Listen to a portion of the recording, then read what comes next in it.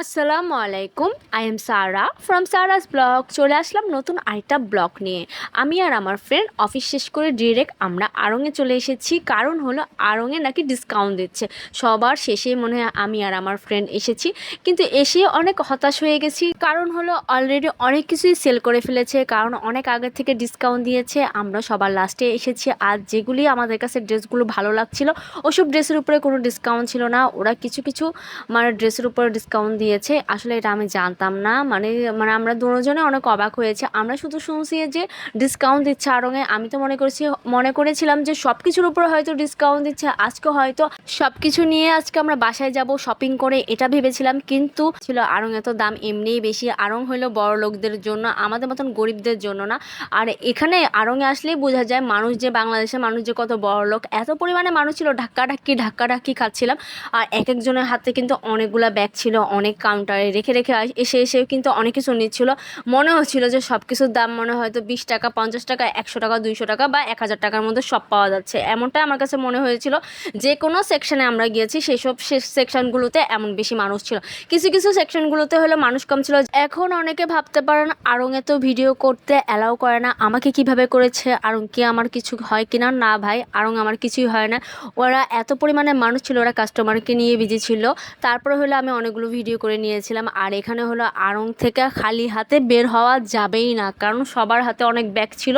আমি আর আমার friend decide করছি কিছু না কিছু নিয়ে আজকে আড়ং থেকে যাব।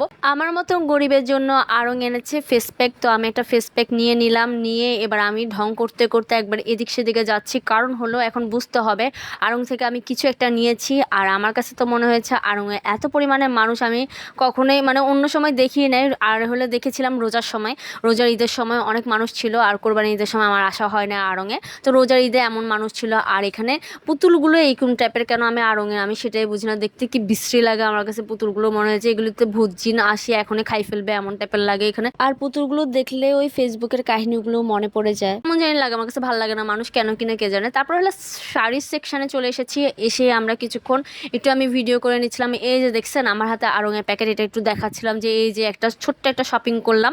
তারপরে আমি আর আমার ফ্রেন্ড এই সাইডে চলে গেলাম বাচ্চাদের সেকশনে। এখানে যাওয়ার পরে এখানেও কোনো ডিসকাউন্ট দেয় নাই, আমি এটা বুঝলাম না।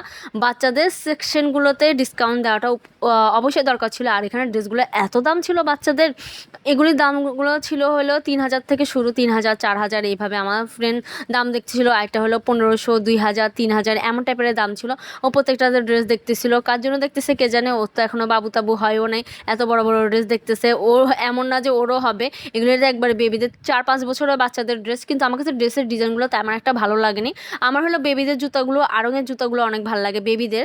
তো আমি এরপরে আমরা হলাম প্রত্যেকটা দেখে দেখে একটু নিচ্ছিলাম। আর কেউ আমাকে দেখতেছিল না, আমি একদিকে বেঁচেও গেলাম। মানে কেউ বলতেছে না যে আপু ভিডিও বন্ধ করেন। তো আমি এখানে এগুলো দেখতেছিলাম। এগুলি কিন্তু শাড়ি ছিল, শাড়িগুলো আমার কাছে ভালো লাগছে। বাচ্চাদের শাড়িগুলো অনেক সুন্দর ছিল। আমি মনে করছিলাম রেডি শাড়ি, তো আমার বান্ধবী বললাম না এগুলি হলো এমনি শাড়ি, মানে কুচি করে পরাতে হবে। আমি বলছি রেডিমেড কতগুলো শাড়ি আছে না ওগুলি। তারপর আবার এখানে একটা 3 পিস দেখতেছিল, 3 বছরের বাচ্চা নাকি 4 বছরের বাচ্চা। তো এটা দেখতেছিল, বলছে ভালো করেই ছবি তুলি নে। আমি তো ছবিই তুলি না, আমি তো ভিডিও করেছি। ও আসলে জানেই না, ও মনে করছে হয়তো আমি ছবি তুলছিলাম। আমি আর ছবি তুলি না, আমি চিন্তা করছি ভিডিও যখন করছি ভিডিওই করে নিই একেবারে।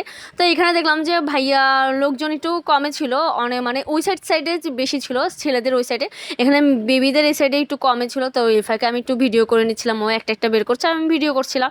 এখানে ড্রেসের ডিজাইনগুলো আমার তেমন একটা ভালো লাগেনি। তারপরে হলো এই সাইড থেকে বের হয়ে আরেক সাইডে গেলাম, এখানেও দেখলাম কিছুক্ষণ। তারপরে এটা মিরর ছিল, আমাকে একটু দেখা যাচ্ছিল মিরর।